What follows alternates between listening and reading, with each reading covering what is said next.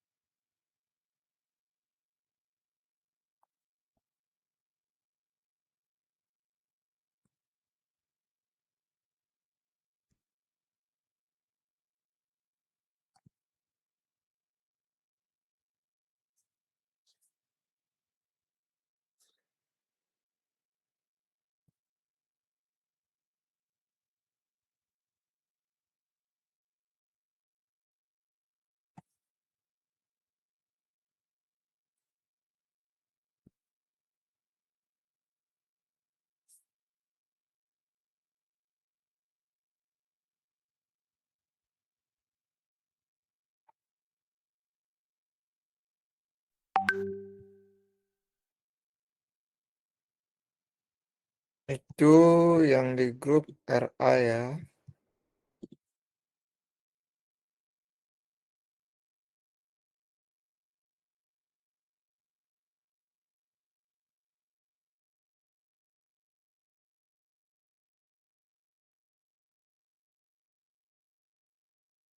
Ini RB. Saya urutan ya. Dan ini RC.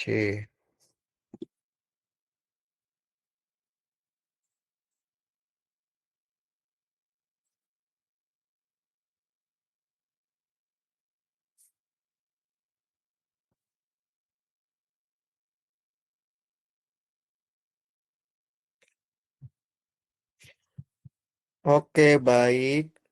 Nanti di tengah perkuliahan saya absen ya. Untuk melihat ini pada absen doang apa enggak nih. Tapi 149 orang ya.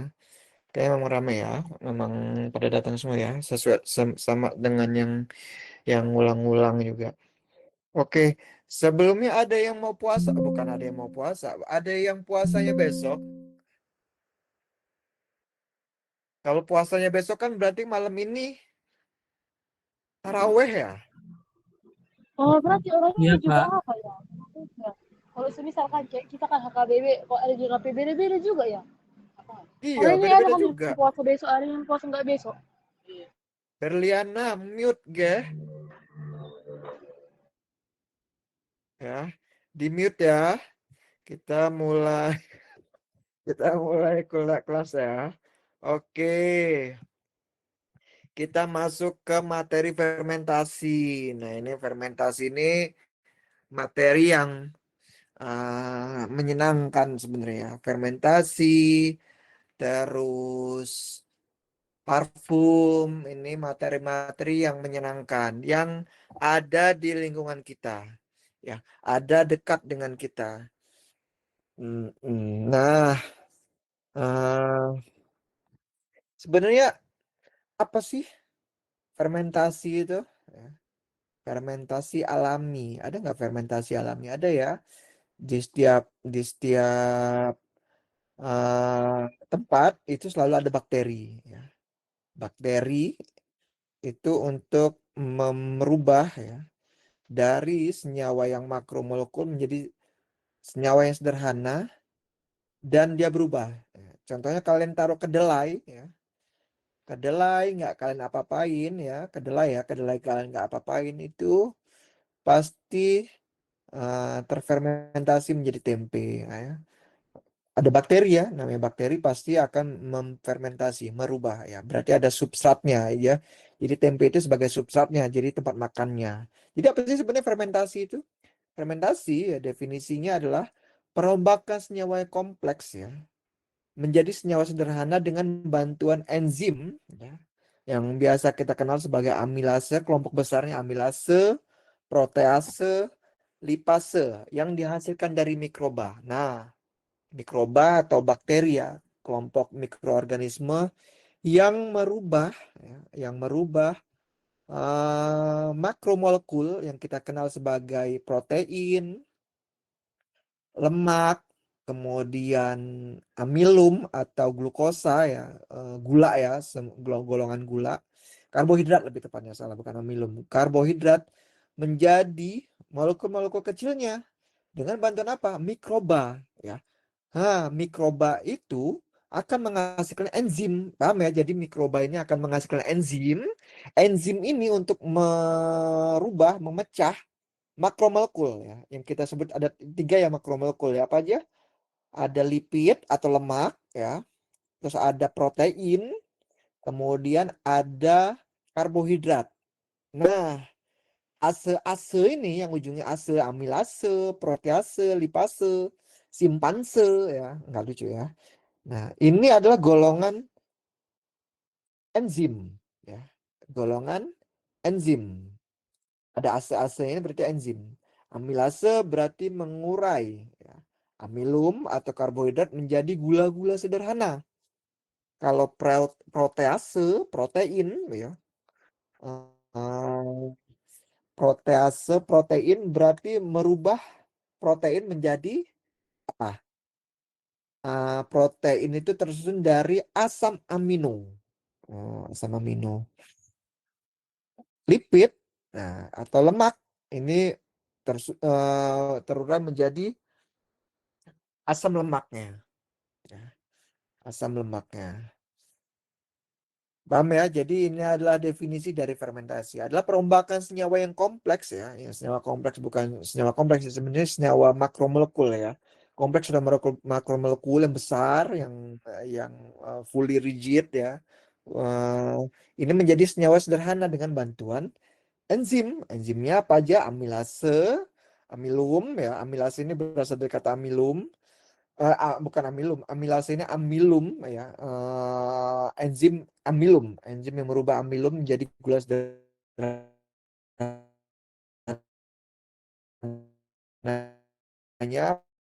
protein, protease, lipid, lipase yang dihasilkan oleh mikroba. Jadi ada enzim ini yang berfungsi untuk memecah makhluk tersebut. Paham ya?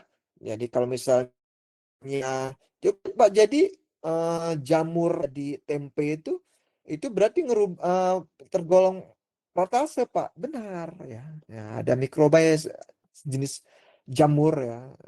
Ini merubah protein menjadi asam aminonya gitu ya. Oleh karena itu protein itu banyak mengandung asam amino ya. Protein sama protein pasti mengandung asam amino ya. Cuman dia diputuskan menjadi molekul-molekul kecil sederhananya seperti itu ya. Nah, fermentasi ini telah lama ya, sudah lama ada, dibuktikan dengan apa? Dibuktikan dengan bangsa Sumeria dan Babilonia ya, yang sudah mengkonsumsi minuman beralkohol seperti bir, yang diminum ya, yang sudah ada dari tahun 6000 sebelum Masehi. Nah, kalau sekarang kita ini berapa sih? 2006 setelah Masehi ya. Oh, berarti lama sekali ya. Bangsa Mesir. Oh, enggak dong, kayak hitungan hitungan hitungan 6000, coba sih kita jangan sampai kita nggak tahu ya. Coba kita cek 6000, jangan di sini, nanti kita nyari bingung. 6000 sebelum Masehi sama dengan tahun berapa? Nah, ini ada orang yang nanya ya.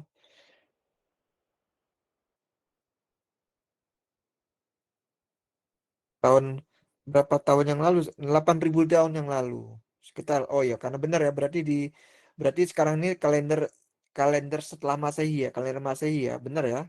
Tadi saya takut salah sih. Sebenarnya udah benar, logiknya benar. Ini kan tahun Masehi ya.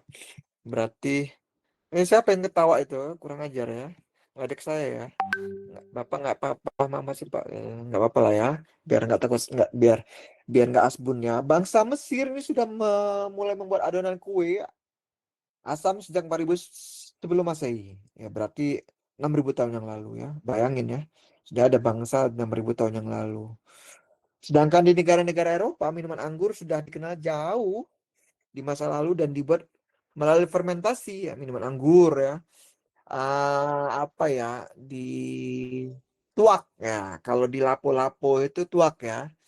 Enak banget ya nongkrong ke Lapo. Kapan kita nongkrong ke Lapo ya? Kita mesen eh eh, BPK ya. BPK sih BKP. Babi panggang karo. Ya BPK ya. Kita kita masukkan BPK sama tuak ya. Nah, tuak itu adalah fermentasi ya, fermentasi dari beras ya, dari ya nggak sih dari air beras ya. Coba kalau ada yang salah terus mau benerin, nggak usah ngeriak atau tunjuk tangan ya, langsung aja Pak, ini Pak bukan Pak gitu ya. Soalnya kan saya tampilan slide ya. Saya share screen jadi nggak kelihatan aplikasi Zoom, aplikasi Meet-nya. Nah, anggur atau wine ya, wine terus apa lagi sih? Bir itu dari anggur ya, fermentasi. Nah, Louis Pasteur ya, ini bapaknya enzim dunia ya. Ini ketika tahun 1856 ia menghubungkan keberadaan ragi ya. Ragi ini yang paling sering sekarang itu kalau kalian bikin tape itu ya terhadap eh, ragi untuk ngebuat tape. Ini iya menemukan ya menghubungkan keberadaan ragi terhadap proses fermentasi. Jadi dia ngecek nih, oh berarti ternyata em, terurai loh. Nah, oleh karena apa?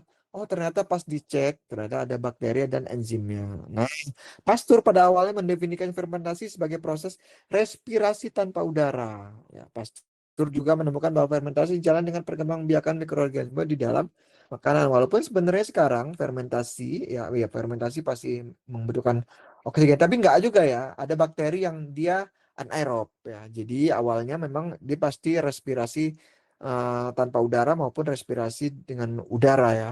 Respirasi pasti udara ya, menggunakan dengan taman udara. Respirasi kan definisinya ya respirasi itu kan penggunaan oksigen ya, penggunaan udara. Gitu. Jadi ini sejarahnya Louis Pasteur pada tahun 1856. Dia mendefinisikan fermentasi sebagai proses respirasi tanpa udara. Nah, ya ditutup berarti nih ya. Prosesnya pasti ditutup nih ya. Nggak sengaja terus ada ragi terus ditaruh makanan terus tiba-tiba terurai dia ya menjadi basi lah ya menjadi berubah terus dia cek mungkin ya dia cek ternyata ada perubahan eh, struktur kimia ya berubah. Nah, sehingga didefinisikan sebagai fermentasi.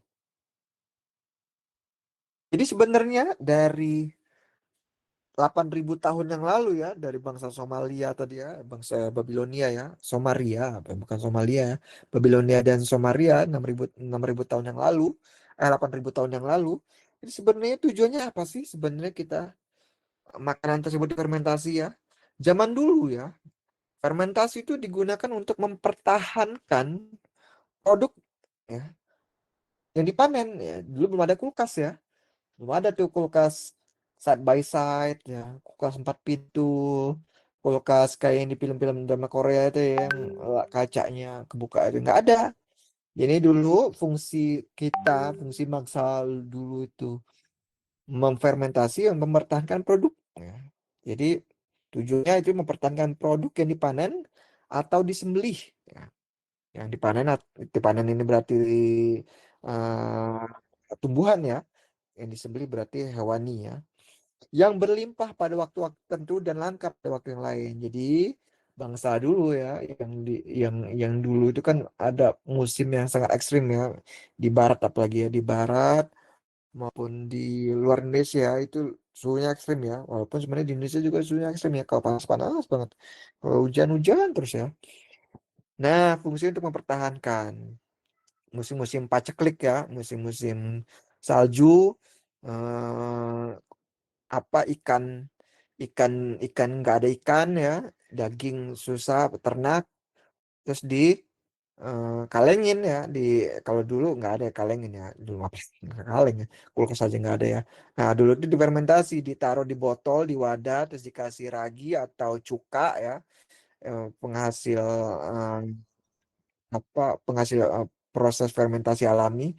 Nah itu untuk mempertahankan kondisinya, menjaga kondisinya agar bisa digunakan di waktu tidak bisa memproduksi itu ya, hasil hasil hasil tanamannya maupun hasil ternaknya. Nah, yang kedua ini meningkatkan sifat-sifat sensoris dan produk yang melimpah atau tidak menarik. Jadi merubah ya, meningkatkan sifat sensoris dari produk yang melimpah atau tidak menarik. Nah, sebenarnya apa sih untungan, potensial benefit dari makanan yang difermentasi? Nah, ini adalah beberapa eh, keuntungan ya. Yang pertama, meningkatkan safety. Safety itu keselamatan ya. Meningkatkan keselamatan. Ini meningkatkan keselamatan itu eh ya maksudnya ke healthy juga ya. 11-12 dengan healthy ya. Health ya.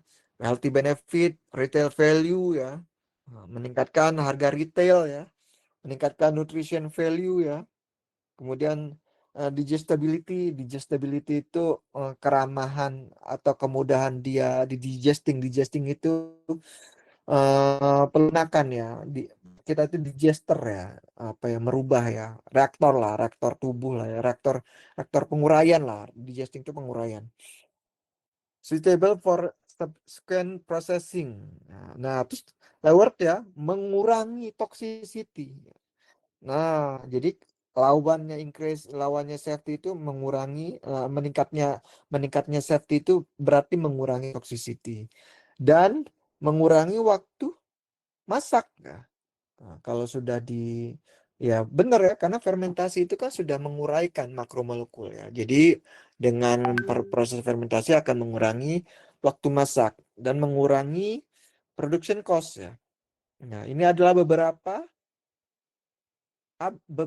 potensial benefit ya. Eh, Beberapa keuntungan yang diperoleh apabila makanan tersebut difermentasi. Jadi kalau kalian nanya, kenapa sih lu mesti fermentasi? Ya biar awet. Nah, itu ya definisinya, biar awet. Berarti dikasih pengawet enggak ya?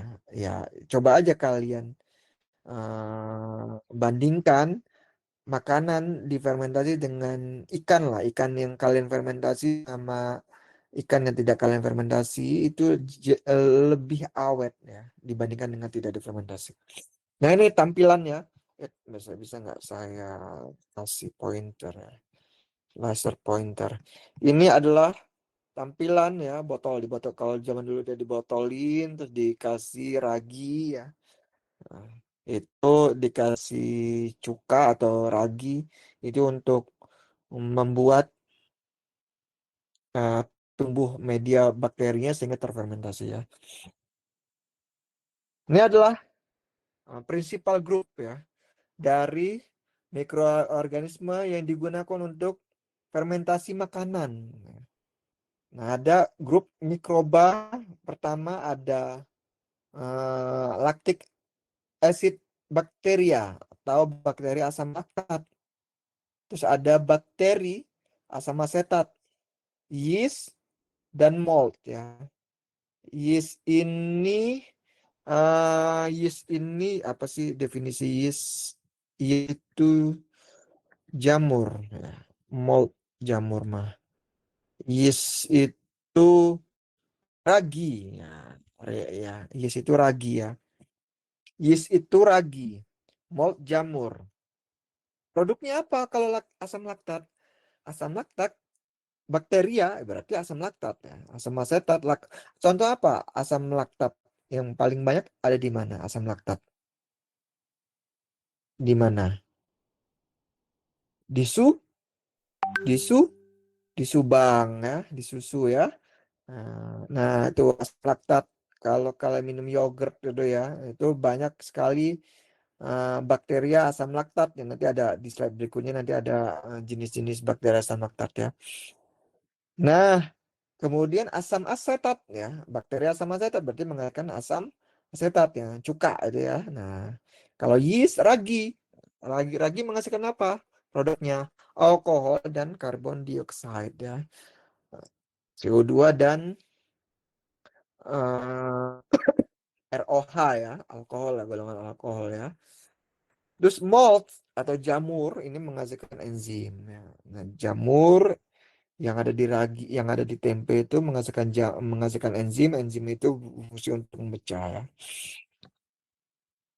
Nah, ini adalah prinsip kerja yang pertama dari bakteri asam laktat ya. Bakteri asam laktat ini bekerja dengan cara tumbuh pada suatu bahan, yaitu memproduksi asam laktat dan menurunkan pH sampai pada tingkat di mana mikroorganisme lain tidak bisa tumbuh.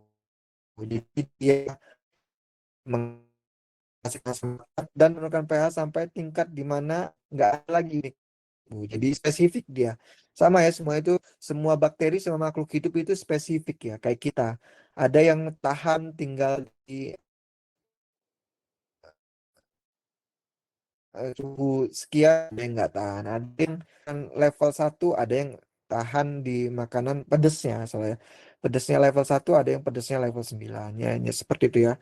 Nah, bakteri asam laktat itu menurunkan pH sehingga tidak ada lagi loh mikroorganisme yang mikroorganisme atau bakteri yang bisa tumbuh ya, bisa hidup di pH sekian gitu ya.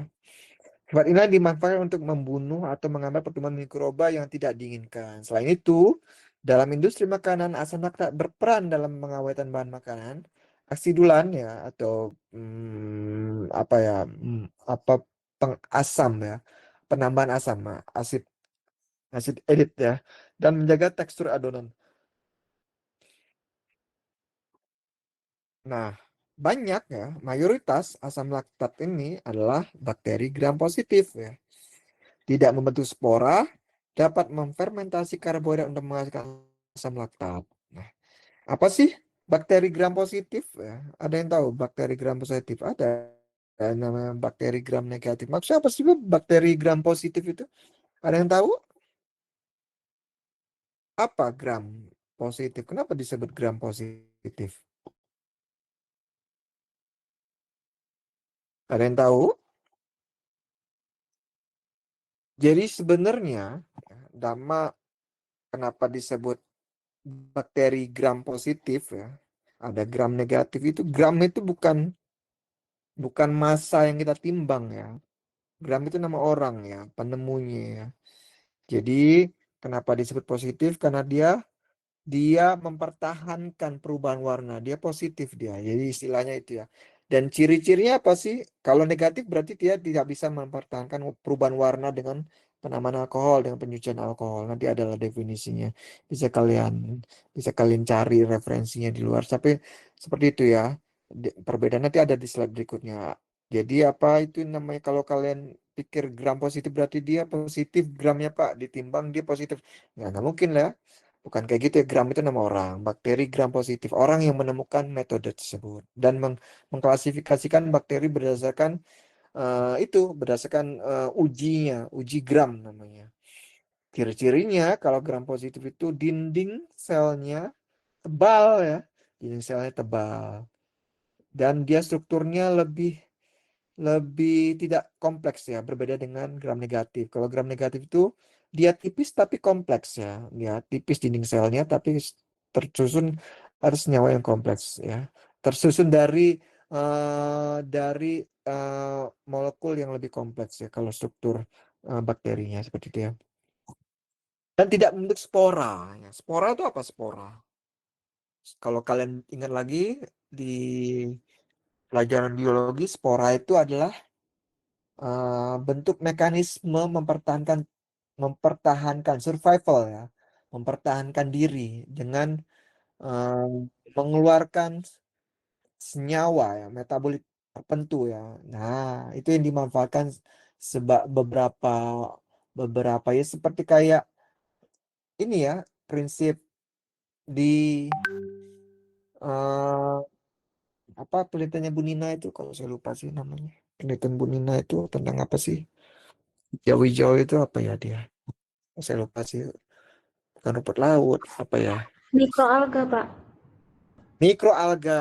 Mikroalga itu yaitu dia itu dengan penambahan asam, dengan penambahan nah tidak nyaman lah, diberi kondisi tidak nyaman sehingga dia mengeluarkan senyawa yang diinginkan tergantung dengan jenis mikroalganya. Spora ini juga sama.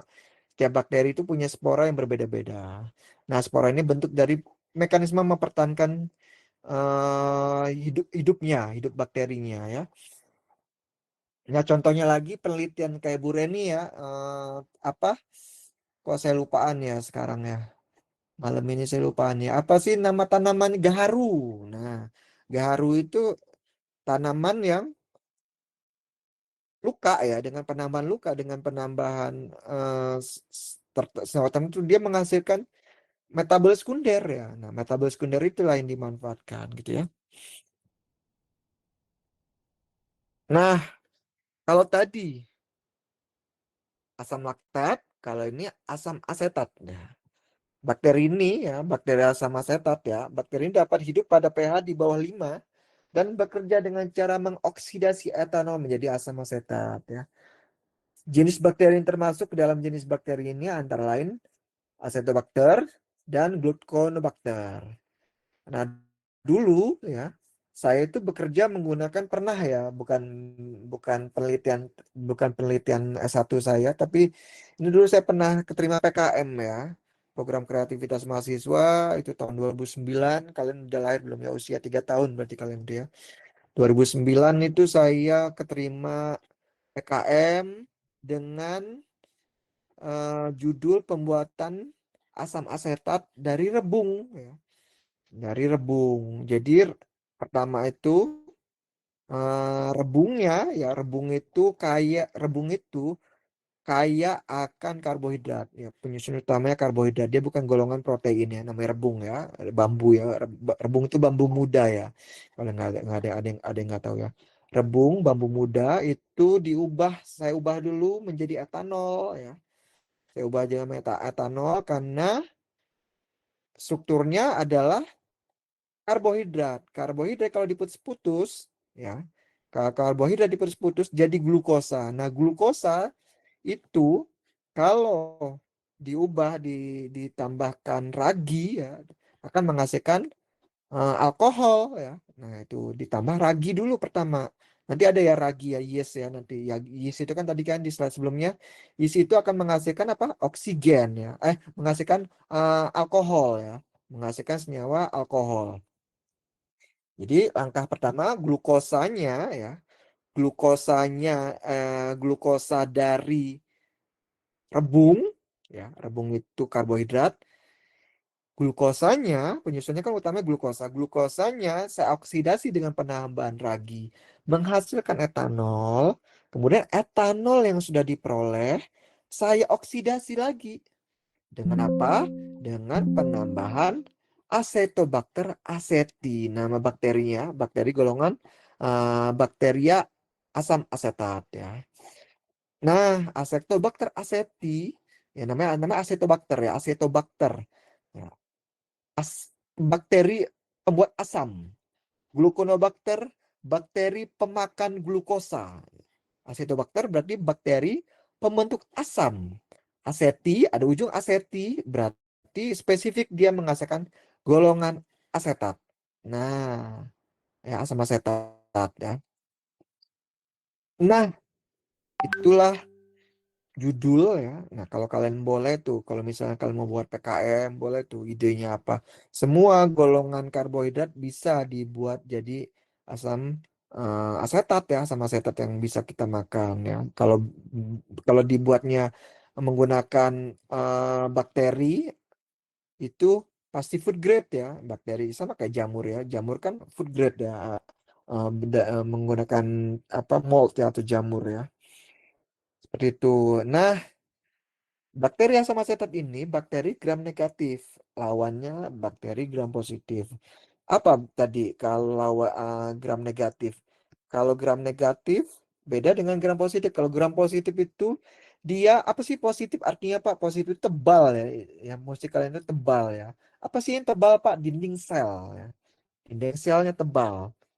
Dibandingkan dengan kalau ditanya berapa tebalnya ada di slide berikutnya. Saya nggak hafal angka ya. Intinya saya tahu konsepnya aja, saya tahu teoritiknya.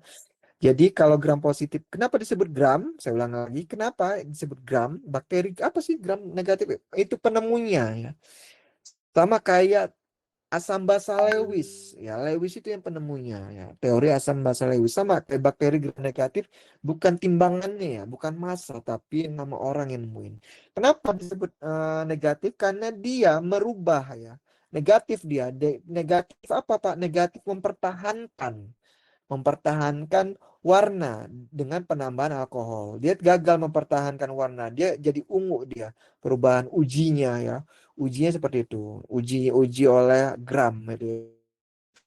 Mekanismenya runut panjang ya. Ini kita tidak selesai kalau kita mempelajari satu pertemuan ini dengan mempelajari mekanisme uji gram ya. Uji gram dari beberapa bakteri itu panjang ya. Kalian bisa memperdalam dengan baca di buku atau nonton tah gitu.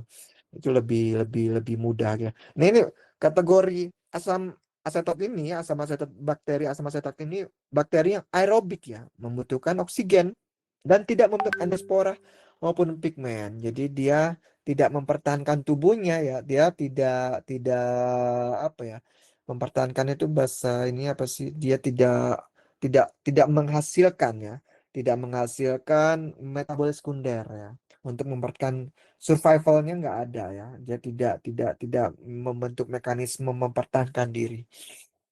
Seperti itu. Nah, ini tadi dua jenis bakteri, ada banyak istilah ya, ada gram positif, gram negatif, kemudian nanti ada spora. Nah, ini saya tambahkan ya. Di tahun ini saya tambahkan dua slide ini ya. Bakteri gram positif dan gram negatif adalah klasifikasi bakteri berdasarkan respon terhadap pewarna gram, yaitu teknik diferensial Young dikembangkan, bukan Ayang ini ya, diferensial Young ya, dikembangkan typo ya, yang dikembangkan oleh Hans Christian Gram ya. Nah, Hans Christian Gram artinya biar nggak ambigu ya. Kalau di Indonesia, kalau di luar negeri nggak masalah, Gram itu kan berarti nama orang ya, Graham Bell ya.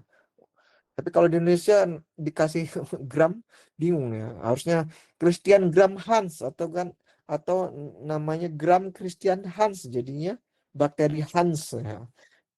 Nama keluarga yang disebut ya. Atau yang nemuin Sitorus ya, Hankritian Sitorus, bakteri gram bakteri Sitorus positif. Wih, bagus juga ya. Nah, ini ditemukan metode ini ya, metode mengklasifikasi berdasarkan respon terhadap pewarnaan ini ditemukan pada tahun 1884. Ini adalah beberapa perbedaan dilihat dari beberapa aspek antara bakteri gram positif dan gram negatif. Warna ya. Nah, dia mempertahankan warna. Kalau gram positif ya memang warnanya ungu awalnya, ujinya ya.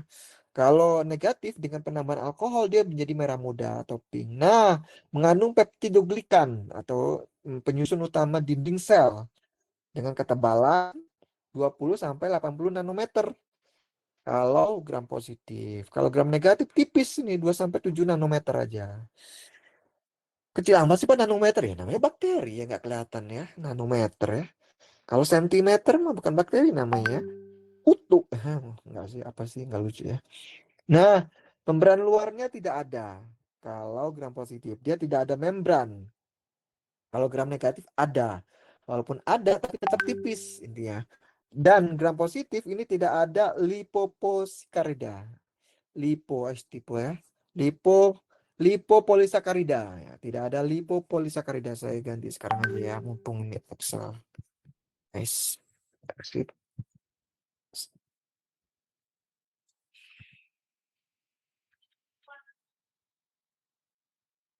Lipopolisakarida. Kalau terus resisten. Nah, kalau gram positif lebih sensitif. Dia dibandingkan dengan gram negatif. Contohnya apa?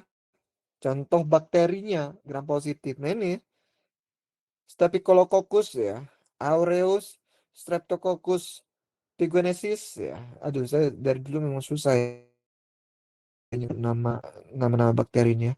Lidah saya nggak cocok ya. Escherichia, Escherichia coli. Dulu udah singkat E. coli aja ya. Nah, ini gampang nih. Salmonella enterica.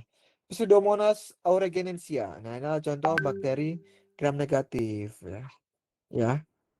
Paham ya yang ingin kalian nggak perlu menghafal bakterinya. Sampai sekarang saya juga nggak hafal.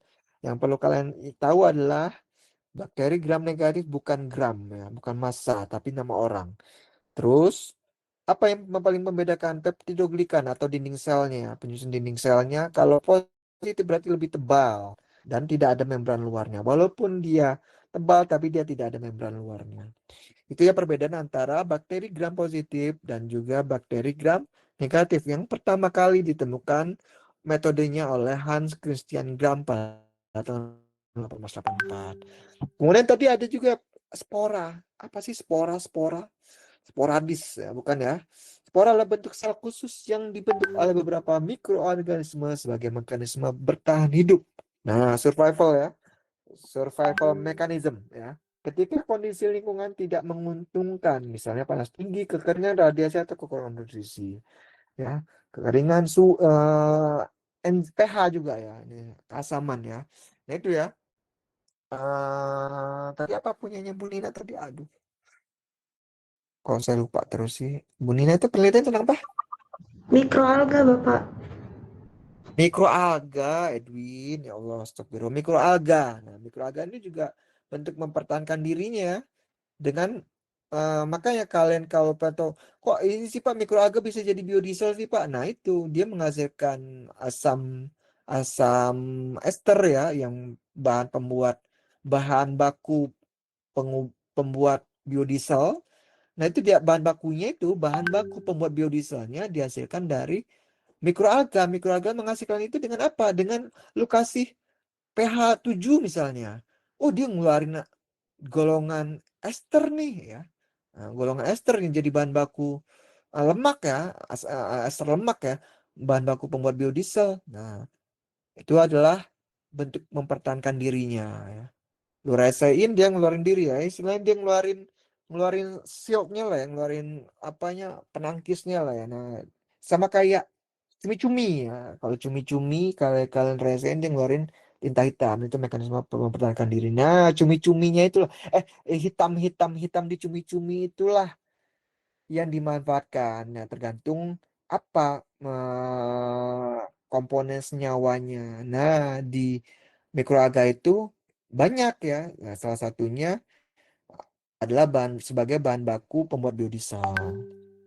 Spora bersifat dorman atau tidak aktif secara metabolik. Ya. Sangat resisten terhadap faktor fisika dan kimia. Dapat kembali menjadi sel vegetatif saat kondisi membaik. Nah, kemudian ada endospora. Endospora adalah spora yang terbentuk di dalam sel bakteri. Jadi ada kata endo itu berarti di dalam ya. Kalau spora adalah bentuk bentuk sel khusus yang dibentuk oleh beberapa mikroorganisme sebagai mekanisme bertahan hidup. Kalau spora berarti ditemukan ya dihasilkan terbentuk di dalam sel bakteri. Ini merupakan strategi survival, bukan reproduksi. Jadi bukan reproduksi, jadi bentuk mempertahankan diri sama kayak tinta hitam itu bukan diproduksi di bukan diproduksi oleh eh, oleh cumi ya diproduksi, cuman itu bentuk mempertahankan diri ya. Nah, gitu. Jadi kalau kalian bilang endospora itu dibuat, bukan, itu memang mekanisme mempertahankan dirinya. Contoh bakteri pembentuk endospora adalah ini ya, Bacillus subtilis, Clostridium tetani, Clostridium botulinum. Nah, inilah perbedaan atau aspek yang ditinjau antara spora dan endospora ya. Kalau letak, spora itu bisa di luar sel, kalau endospora di dalam sel. Tujuannya reproduksi atau survival. Kalau endospora murni untuk survival. Contohnya spora jamur untuk spora secara umum ya. Baik lagi, tadi kan kita bahas tentang principal group ya, masuk ke mold ya. Nah, tadi mold sama yeast belum kita bahas. Mold adalah jamur ya, memiliki peran sebagai perusak atau bahan pengawet produk pangan. Beberapa jenis jamur yang berguna untuk preservasi ya, preservasi itu perubahan awalannya, mengubah awal kayak jamur itu ya, kayak di tempe itu ya. Jadi dia menghasilkan enzim ya, menghasilkan bakteri, kemudian diubah oleh oleh bakteri tersebut ya. Itu fungsinya jamur ya. Preservasi bahan pangan adalah contohnya apa? Aspergillus oryzae, kecap, Rhizopus oligosporus, tempe, dan penicillium ya. Ini adalah bakteri beserta penghasilnya. Kalau kecap Aspergillus oryzae, kalau tempe Rhizopus oligosporus. Inilah nama jamur yang berperan sebagai preservasi bahan pangan ya. Dia uniseluler, dapat mengubah karbohidrat menjadi alkohol dan CO2, bereproduksi secara vegetatif melalui tunas dan generatif melalui pembentukan askospora.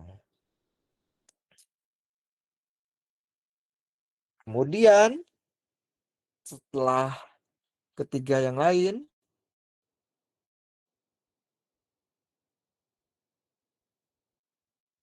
meminta kode apa ini sebagai. Oke, ntar saya kirim lagi ya. Nah, ini adalah ragi ya, yeast atau bahasa Latinnya atau bahasa bahasa bahasa lainnya dari ragi adalah yeast ya. Di alam, ragi banyak dijumpai di tempat yang kaya akan karbohidrat, misalnya pada buah atau nektar tumbuhan. Ragi digunakan untuk memproduksi etanol, CO2, rasa, dan aroma. Contoh spesies ragi yang paling sering dimanfaatkan adalah Saccharomyces cerevisiae ya. Nah, ini adalah beberapa eh, beberapa produk yang dihasilkan dari ragi. Apa Saccharomyces cerevisiae ini? Ada yang tahu? Bakteri apa sih? Yeast. Yeast itu ragi. Ya, untuk penghasil alkohol ya, penghasil wine, ya, minuman beralkohol. Dapat mengubah karbohidrat menjadi alkohol dan CO2, bereproduksi secara vegetatif melalui tunas dan generatif melalui pembentukan askosora. Sama kayak ini masih ke kopi nih. Sebenarnya ini definisi untuk malt ya, belum saya ubah ya yeastnya. Nah, inilah jenis fermentasi berdasarkan eh, kebutuhan oksigen ya. Ada aerob dan anaerob ya. Kalian tahu ya, aerob berarti menggunakan oksigen, kalau anaerob tidak membutuhkan oksigen. Berdasarkan produk yang dihasilkan ada homofermentatif dan heterofermentatif ya. Kemudian fermentasi yang dihasilkan oleh mikroba memproduksi sel mikroba, menghasilkan enzim dari mikroba, dan menghasilkan metabolit mikroba. Jadi yang langsung ada yang tidak langsung ya. Nah, kalau memproduksi sel mikroba yang tadi ya, contoh dari jamur ya, menghasilkan enzim dari mikroba.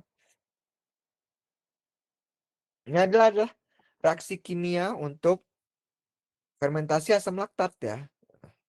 Ini sampai sekarang ya, siklus Krebs ya. Ini biasa dikenal dengan siklus Krebs ya. Kalau kalian mau memperdalam tentang biokimia, dan ini panjang ya. Panjang sekali. NAD plus ya. NADH ini ya ATP ya, apa energi ya. Dari perubahan itu menghasilkan energi. ATP ini energi ya. Nah, ini ya high energi, low energi, energi yang dikenal yang kita pakai sebagai ini kan ada di dalam tubuh juga ada siklus Krebsnya juga ya. Siklus perubahan asam laktatnya. Jadi perubahan asam laktat ini akan menghasilkan sejumlah energi yang digunakan untuk bakteri tersebut bertahan hidup ya. Ya sama kayak kita mempertahankan hidup kita dengan merubah susu menjadi asam laktat ya. Nah, ini adalah bentuk-bentuk fermentasi ya, bentuk penguraiannya ya. sama bentuknya seperti ini. Kalau ini mekanisme perubahan susu menjadi asam laktat dengan pembentukan asam laktat. Asam laktat. Nah, kalau di tubuh digester alami ya. Kalau di tubuh kita, di perut kita ya ada digester alami. Perubahannya ya sama seperti ini, tapi tidak ya sama menggunakan enzim juga ya. Sama-sama menggunakan enzim. Karena oleh karena itu kalau kalian misalnya bermasalah pankreasnya tidak menghasilkan enzim ya, tidak menghasilkan enzim yang baik, biasanya kalian disuruh sama dokter tuh minum Enzy Plus namanya ya. Jadi penambah enzim ya, karena enzim di dalam tubuh tidak bisa menguraikan beberapa makromolekul ya. Nah, itu biasanya ditambahkan tuh Enzy Plus ya. Seperti itu. Ini dalam tubuh mekanisme seperti ini. Mekanisme untuk mendapatkan energi ya, yang dikenal sebagai ATP ya. ADP dan ATP ini adenin difosfat, ATP adenin trifosfat. Nah, ini selisihnya antara satu fosfat ini akan menghasilkan energi ya, yang dikenal sebagai energi. Dikonversi sebagai energi ya, kalor ya. Seperti itu. Nah, faktor mempengaruhi fermentasi ada banyak. Ada 5 ya. Ada kadar air ya, ya tadi ya, oksigen tadi ya. Air berperan penting terhadap pertumbuhan dan metabolisme mikroorganisme. Dengan menghilangkan kadar air bebas, tingkat aktivitas mikroorganisme dapat dikendalikan. Terus ada oksidasi radiation potensial ya, ORP ya, kemudian ada temperatur, kebutuhan nutrisi dan pH. Nah, biasanya ketiga hal yang di bawah yang terbawah ini, temperatur, nutrisi dan pH ini biasanya yang umum diterapkan untuk variabel penelitian ya, untuk variabel penelitian yang digunakan untuk melihat kinerja enzim ya, kinerja substrat, kinerja makanan yang kita berikan untuk media pertumbuhan bakteri tersebut ya, bakteri penghasil enzim. Jadi paham ya, saya ulang lagi ya, bakteri, enzim itu dihasilkan dari mana? Dari bakteri ya. Nah, bakteri ada berapa tadi? 4 tadi itu ya. Nah, enzim itu fungsi buat apa? Fungsinya untuk menguraikan makromolekul yang biasa dikenal sebagai apa? Glukosa, bukan glukosa, amilum, karbohidrat, ya, protein dan lemak. Karbohidrat, protein, lemak itu diurai dengan bantuan enzim ya. Seperti itu. Nah, inilah beberapa produk fermentasi ya. Nah, ini yang nanti bakal mungkin ya, saya nggak tahu apakah jadi apa tidak. Ini bakal dicoba ya di praktikum mikroorganisme ya. Ya mikroorganisme, mikrobiologi ya, mikrobiologi ya, mikrobiologi atau eh, bioproses ya, yang ada praktikumnya apa ya? Bioproses apa pengantar bioproses kalau nggak salah ada praktikumnya ya. Nah, ini bakal dicoba dibuat ya. Apa yang atas ini apa? Gambar apa sih ini? Nggak kelihatan. Ini gambar keju ya, keju parmesan ya, cheddar ya. Inilah tempe ya. Ini adalah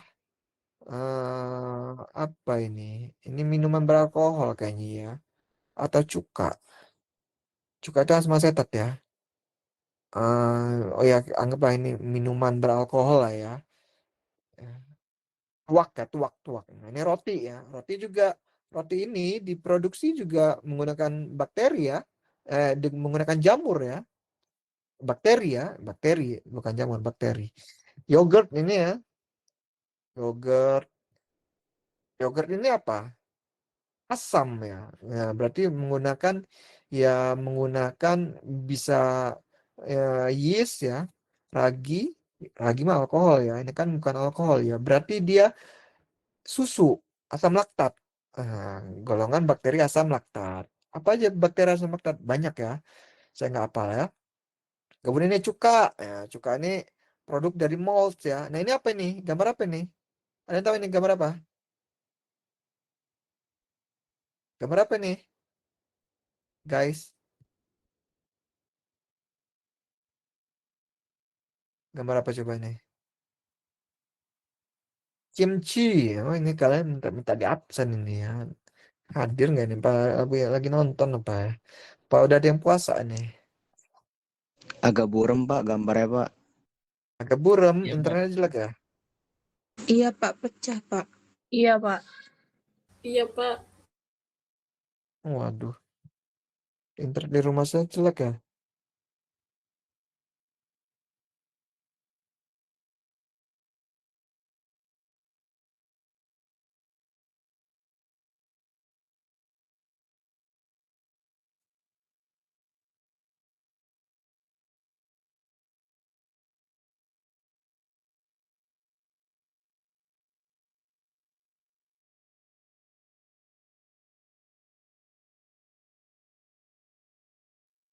Sekarang masih buram. Masih, Pak. Masih, Pak. Masih, Ya, Pak. oke deh. Kalau kayak gini teks buram juga ya? Iya Buram. Pak, buram Iya, juga Pak. Pak. Iya, Pak, masih. Ya, kok kalian nggak bilang sih? Waduh,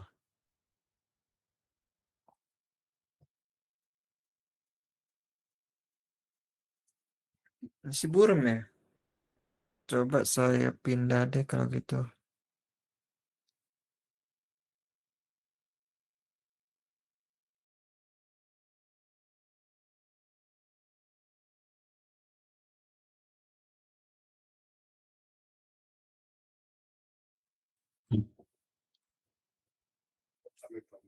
Jelek bener internet di kamar belakang aja. Langsung.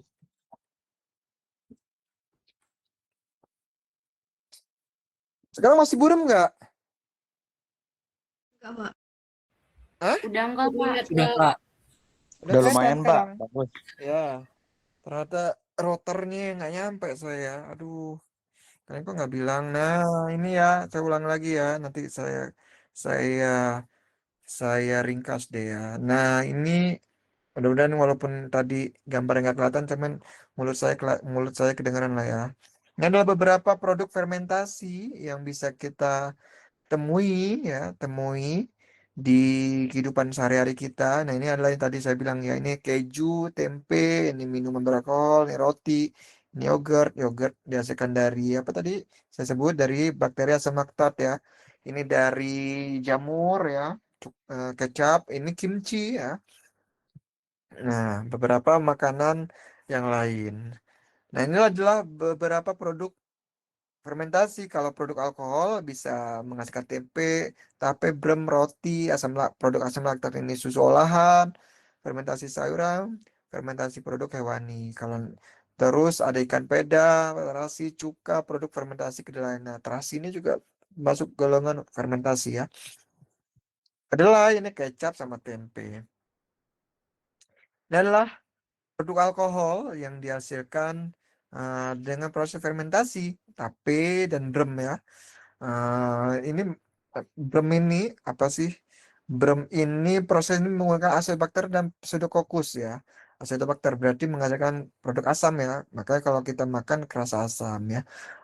Nah, terus ada tape ya. Semua karbohidrat yang yang ini dikasih dikasih dikasih proses fermentasi ya, dikasih ragi, pasti bentuknya sama kayak tape tapi gini ya, sama kayak brem ini ya. Ada sensasi alkoholnya. Kemudian ada roti dibuat dengan tepung gandum ya, yang mengandung gluten. Ada gluten membuat adonan roti menjadi elastis dan memanjang ya. Makanya gluten tuh sekarang itu orang yang punya permasalahan dengan diabetes biasanya pasti mintanya gluten free ya. Nah, umumnya jenis ragi yang digunakan adalah Saccharomyces cerevisiae. Aktivitas metabolisme ragi membantu pematangan gluten. Ragi juga berperan dalam menambah citra rasa dan aroma khas. Terasi ya, nah ini terasi ya, roti dan terasi. Kok bisa digabungin ya roti sama terasi ya di satu slide ya. Ini slide slide buatan Bu Yunita nih ya, 3 tahun yang lalu ya. Saya pakai. Terasi adalah salah satu produk hasil fermentasi ikan dan udang yang hanya mengalami perlakuan penggaraman, kemudian dibiarkan beberapa saat agar jadi proses fermentasi. Dalam pembuatan terasi, proses fermentasi dapat berlangsung karena adanya aktivitas enzim yang berasal dari tubuh ikan atau udang itu sendiri. Self fermentation kalau istilahnya ya. dibiarkan saja sama kayak tubuh kita. Kalau tubuh kita ya misalnya ya nauzubillah min dzalik ya, makanya makanya kalau ada yang meninggal tuh dikasih apa ya, dikasih kubur barus dan pengawet ya, boraks itu ya, untuk tidak terjadi self fermentation ya, tidak terurai ya, tidak membusuk ya. Nah, membusuk itu hasil dari bakteri ya. Bakteri itu menghasilkan enzim ya. Enzim itu mengurai lemak-lemak tubuh setiap makromolekul ya. Ada itu penyusunnya lipid kah berurai ya. Makanya bisa terurai di tanah. Makanya kalau di tanah di kuburan itu kan seminggu kemudian orang yang meninggal itu kan pasti terurai ya. Nah, itu pasti ada bakterinya. Orang kan ngeliat cacing nggak semua cacing ya, ya cacing juga makhluk hidup, tapi eh, yang murah itu bakterinya seperti itu ya. Jadi ini kita lagi belajar tentang bakteri ya, bagian dari ilmu yang kita pelajari tentang fermentasi di pertemuan ini. Terus ada yogurt. Yogurt merupakan produk susu terkoagulasi yang diperoleh dari fermentasi asam laktat. Nah, yogurt ini sama kayak susu ya. Ini bukan, salah. Yogurt ini produk dari susu yang menggunakan bakteri asam laktat. Nah, bakterinya apa? Streptococcus, Thermophilus, dan aduh apa nih bacanya LB ini ya, double bulgaricus. Nah, aduh susah sekali namanya ya.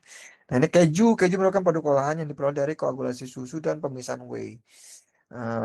Ada keju, ada yogurt ya, ini dari susu. Nah, ini adalah fermentasi sayuran. Nah, yang di kimchi itu ya. Beberapa produk sayuran yang difermentasi dengan bakteri asam laktat antara kubis ya kalau di Korea Timun, dan zaitun atau olive. Fermentasi tidak menggunakan starter tapi menggunakan larutan garam. Garam akan menghasilkan cairan dan sayuran, dan cairan ini merupakan substrat untuk bakteri asam laktat. Jadi otomatis ya karena ada penambahan garam, terus ada ekstrak dari cairan ya, dari sayuran ya, tumbuhan itu penghasil asam laktat alami ya. Tujuan dari fermentasi sama kayak di awal tadi ya. Tujuan orang memfermentasi makanan atau produk yang mereka hasilkan itu tujuannya untuk memperpanjang umur simpan dan juga meningkatkan nilai gizi. Nah, ini kemudian ada ikan peda yang ditambahkan dengan 20-30% garam melalui 2 tahap fermentasi dan proses pengeringan. Kemudian ada cuka ya, ragi ya, dengan penambahan ragi. Ini penelitian saya, bukan penelitian PKM saya tahun 2009 ya, dengan penambahan Acetobacter aceti ya. Ada 3 metode yang sering digunakan di industri pembuatan cuka, yaitu metode tradisional, metode trickling, dan metode submerged fermentation. Nah, kalau punya saya kayaknya masuk ke kategori metode tradisional ya. Kemudian ada kecap dan juga tempe. Cobalah. Nah, ini produk-produknya. Cobalah saya absen dulu ya, biar habisin waktu ya. Soalnya coba saya absen deh. Ada yang nggak bisa absen? Saya, Pak. Kelas apa? Kelas RC, Pak. RC. Siapa namanya? Karista, Pak. Arista. Tadi yang paling atas, Pak. Oh, Karista. Oke. Coba saya absen dulu ya. Ini kadang kalian ini nggak sopan sih ya. Daud? Mana Daud? Enggak, oke. Datang datang enggak ini ya. Yeni? Ini juga nggak datang. Rafa? Ya ini hadir Pak. Hadir Pak.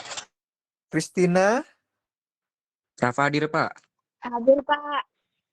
Oke, Gary? Hadir Pak. Naila. Naila. Hadir, Pak. Maika. Hadir, Pak. Arif Budiarto. Hadir, Pak. Faiz. Faiz Akbar. Mas Tiur. Hadir, Pak. Oke, Mas Tiur. Konchita Ardian. Hadir, Pak. Aktira. Hadir, Pak. Yosia. Yosia tak hadir. Cahya Rahmawati. Hadir, Pak. Hadir, Pak. Waduh. Aryo Setia. Hadir, Pak. Hanin.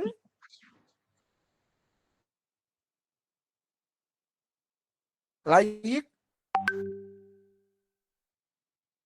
Layik apa layiknya? Ega.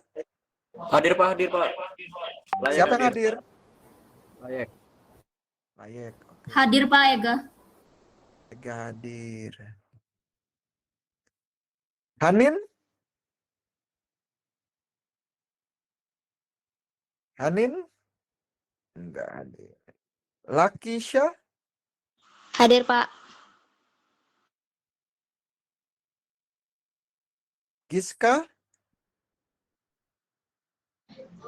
Hadir, Pak. Dewi Amelia. Hadir, Pak. Nyimas Anissa. Hadir, Pak. Muhammad Farhan.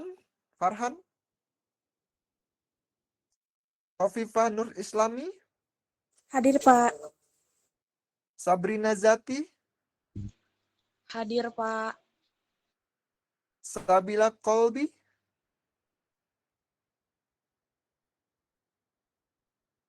Hadir, Pak. Aditya Mahendra.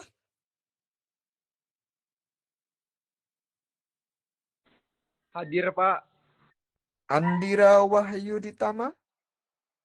Hadir, Pak. Elron Kanavaro. Hadir, Pak. Faradila Listia. Hadir, Pak. Aldito. Hadir, Pak. Nur Amelia. Hadir, Pak. Najmi. Hadir, Pak. Gema. Gema Desta Kegendra. Belum sampai baru game anjing kowe. Dirga. Saya, Pak. Hadir. Cynthia. Hadir, Pak. Fania. Saya, Bapak. Salwa. Hadir, Pak. Jafar. Pak, hadir Pak. Ini saya pakai HP teman soalnya HP saya lowbat Pak. Oke. Artika. Hadir, Pak. Bakti. Hadir Pak. Nabila. Nabila Mutia Putri. Bintang Kristina.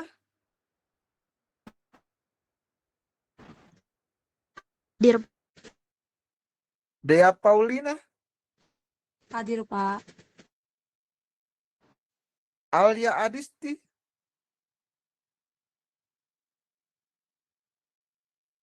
Alia Adisti. Fadila Aurin. Hadir, Bapak. Anissa Maharani. Anissa Maharani. Hadir, Pak. Oke, RC dan kita masuk ke RB ya. Izin Pak. Faiz hadir Pak. Sinyalnya Faiz nge-lag, siapa? Pak. Faiz Akbar Sitanola Pak, RC. RC Faiz. Halo Pak, izin Pak. Muhammad Rakar hadir Pak. Tadi lagi nge-lag Pak. Tadi nge-lag apa kasih tahu teman diabsenin. Kalian ini. Suaranya putus-putus, Pak. Izin Pak, Martin hadir Pak. Pelan-pelan, Faiz. Siapa lagi? Yosia Martin Pak Muhammad hadir Pak. Raka, Pak. Izin Pak, Daud, Pak, hadir. Coba ya pelan-pelan ya. Daud, ada nggak Daud? Yeni Pak. Yeni. Ada, Pak. Daud ada Daud. Ada, Pak. Yeni hadir Pak. Ya Yeni hadir. Yosia ada nggak Yosia? Hadir Pak. Yosia. Tiba-tiba pada hadir nih. Dikasih tahu temannya, woi absen woi gitu ya. Hanin mana Hanin? Hanin nggak ada memang. Farhan Raspati? Nggak ada ya. Nabila? Raka? Hadir, Pak. Pak, Siapa yang hadir? Pak, mohon maaf. Nabila Iya, Pak, hadir. hadir, Pak. Nabila hadir, Raka hadir ya. Alia? Mau bisa tidak hadir tadi. Gue gak tahu anjir. Jardir. Astagfirullah kalian ini. Kalau sama Pak Andri habis Maaf, kalian. Pak. Loh, kok tiba-tiba hadir semua ini? Insya Allah.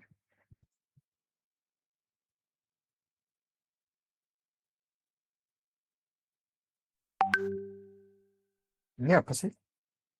RB.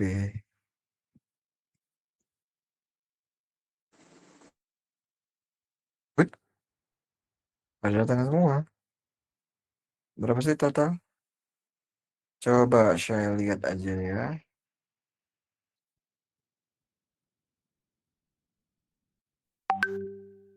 Total RC.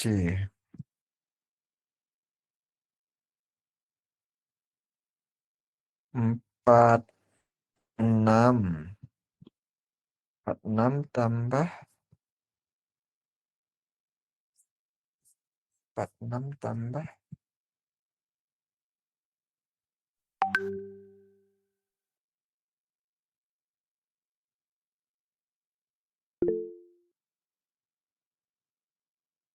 46 tambah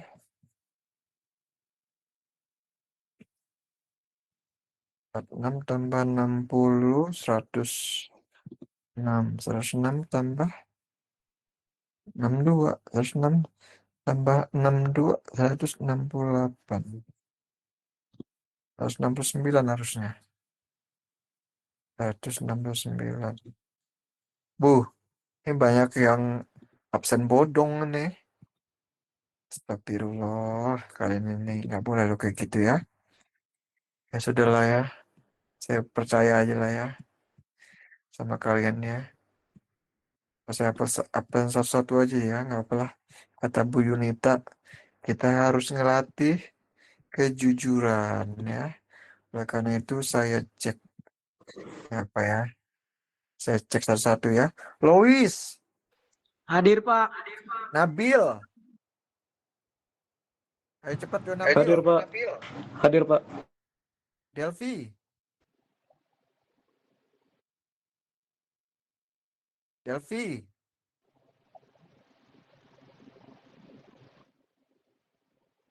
Delvi nih. Puspitaning. Ramai di kantor. Hadir Pak Puspita. Muhammad Alfi. Bapak Delvi hadir, Pak.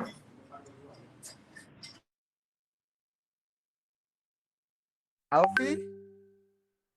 Alif Mufti. Hadir Pak, hadir. Reina. Hadir Pak. Al Rasya. Hadir Pak, hadir. Muhammad Akbar. Muhammad Akbar. 2 kali nggak nyaut, nggak hadir ya. Winayah. Hadir Pak. Hanin. Hadir Pak. Zidni.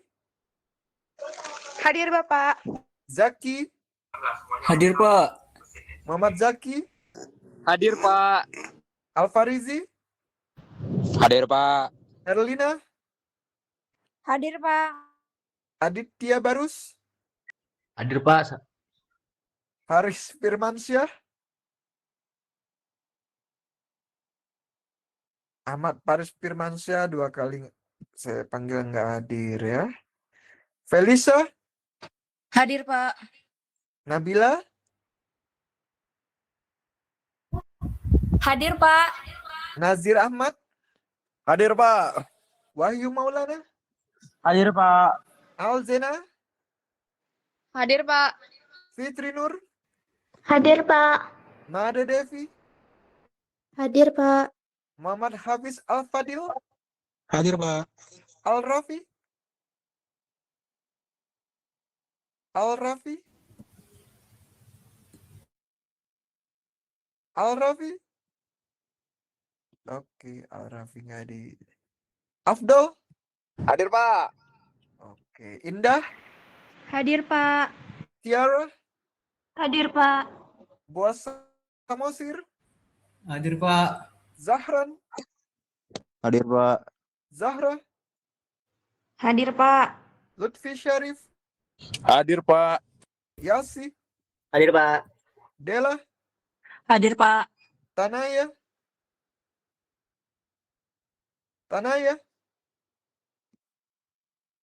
Ferdiansyah, Hadir Pak. Sutrisno, Hadir, Pak. Raipan, Hadir Pak. Talita, Hadir, Pak. Petriana, Hadir, Pak. Nadine, Hadir, Pak. Tiurma, Hadir, Pak. Florentin, Hadir, Pak. Mela, Hadir, Pak. Julian, Hadir, Pak. Atas Hokop, Hadir Pak. Reika, Hadir, Pak. Josh, Hadir Pak. Rotorik, Hadir Pak. Aisyah,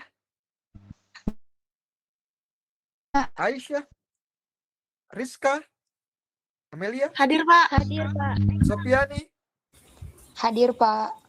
Lestari, Hadir, Pak. Margaret, Hadir, Pak. Atria, Hadir, Pak. Herlita, Hadir, Pak. Rabbani, Bani. Ini orang titip absen aja. Kita ngajar ya. Tentang masa penelitian saya ini. Saya nggak kasih ya. Nggak hadir. Mana ini? Lama internet saya ini. Astagfirullah. M. Hanif, Hadir Pak. Sandi. Hadir, Pak. Oke, adalah ya. Jadi saya ulang lagi ya, tadi mungkin slide-nya nggak bagus ya. Jadi saya simpulin aja ya dari materi apa? Dari materi pada pertemuan hari ini ya. Jadi fermentasi itu fungsinya apa sih? Fermentasi adalah merubah makromolekul yang dikenal sebagai protein, ya, lemak atau lipid ya, dan kemudian karbohidrat menjadi molekul sederhananya. Dengan bantuan apa? Dengan bantuan bakteri. Kok ada bakteri ngapain? Bakteri yang menghasilkan enzim. Jadi ya bakteri menghasilkan enzim. Enzim tersebut menguraikan makromolekulnya. Makromolekul yang spesifik. Enzimnya enzim amilase berarti merubah karbohidrat menjadi glukosa, gula sederhananya. Kalau protease merubah protein menjadi asam saya lupa, asam amino. Kalau lipase merubah menjadi asam sih, lipid itu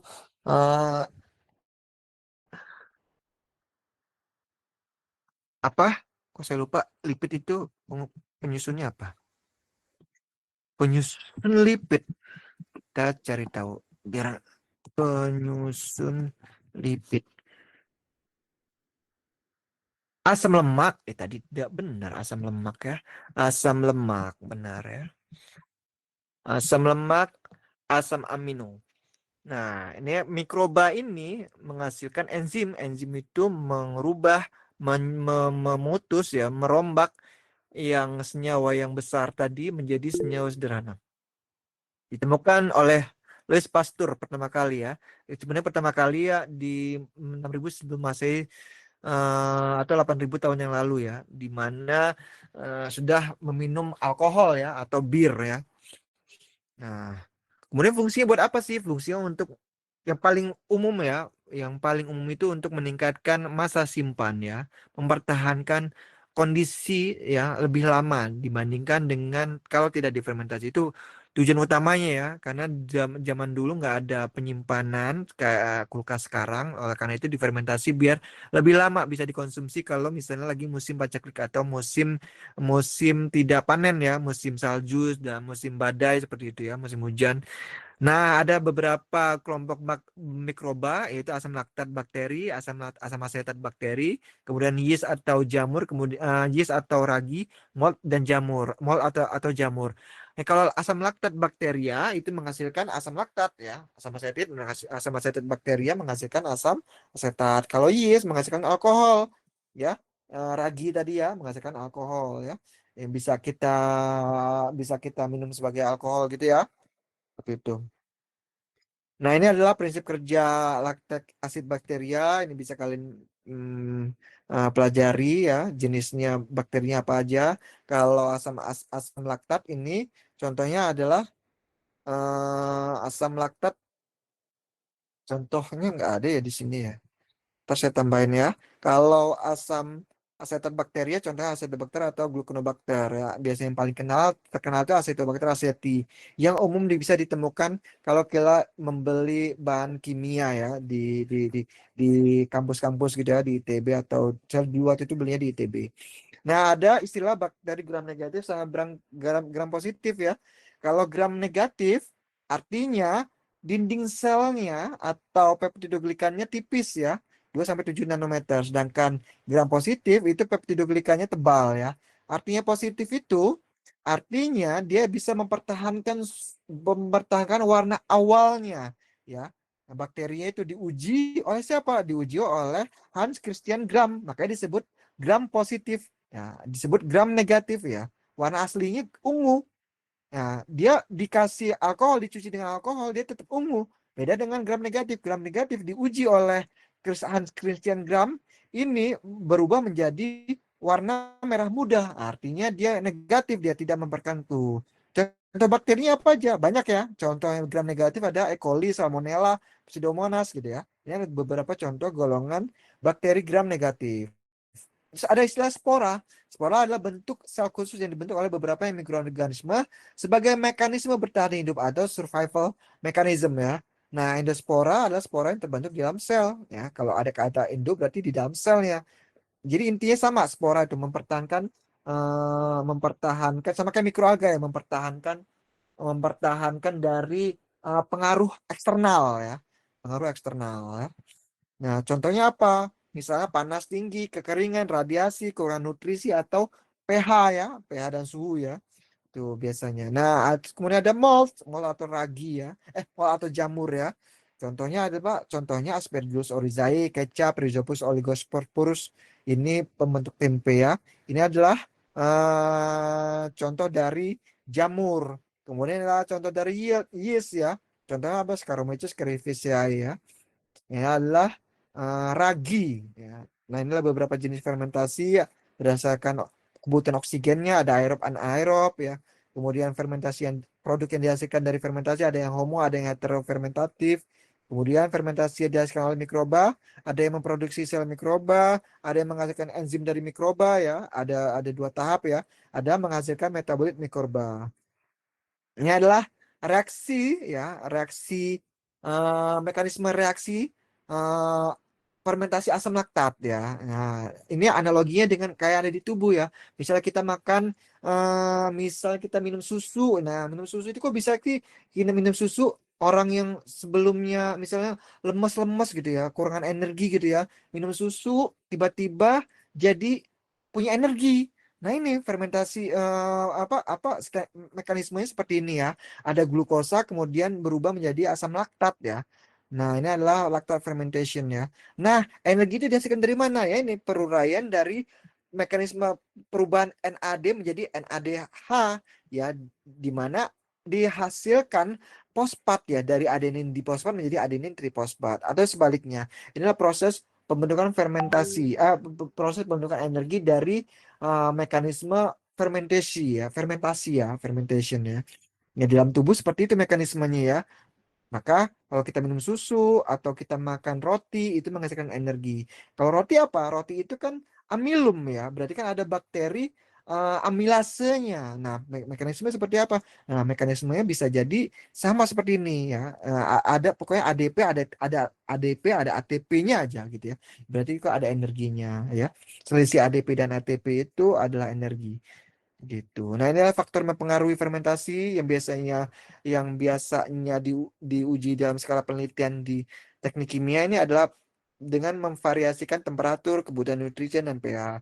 Ini tiga hal yang sangat umum untuk ditemukan di skala penelitian ya. Seperti itu. Ini adalah beberapa bentuk fermentasi, ada keju, ada tempe, ada minuman beralkohol, ada roti ya. Terus ada ini yogurt ya. Yogurt ini kan susu ya, asam laktat berarti ya, pengolahan susu. Terus ada ini kedelai ya, dengan penambahan malt tadi ya, jamur tadi. Ini adalah ragi dengan penambahan cuka ya, sama setat gitu ya. Seperti itu. Penambahan ragi juga ya, ragi sama cuka biasanya. Seperti itu. Ini adalah beberapa produk alkohol ya, ada tape, ada brem, bisa kalian baca ya. Karbohidrat lah intinya seperti itu ya. Prosesnya dari penghancuran pati. Pati ini glukosa ya, glukosa fruktosa ya. Intinya golongan karbohidrat. Kemudian ada roti terasi, kemudian ada yogurt dan keju. Ini kalau yogurt keju berarti susu ya. Dari produk susu, olahan susu. Nah, ini adalah tujuan dari fermentasi adalah meningkatkan nilai gizi dan memperpanjang umur simpan. Sama ya, sama kayak tujuan dari fermentasi adalah memperpanjang umur simpan ya. Kemudian ikan peda, nah ini ada metode tadi. Nah, ini udah tadi ya. Ada pertanyaan? Pak, maaf tadi Tanaya hadir, tapi tadi mic-nya bermasalah, Pak. Siapa namanya? Tanaya, kelas RB, Pak. Oke, Kanaya RB ya. Oke, ada Tanaya, tidak pertanyaan? Hah? Tanaya, Pak. Ya, Tanaya ya, nanti saya Iya. absenin. Ada lagi pertanyaan? Tidak ada?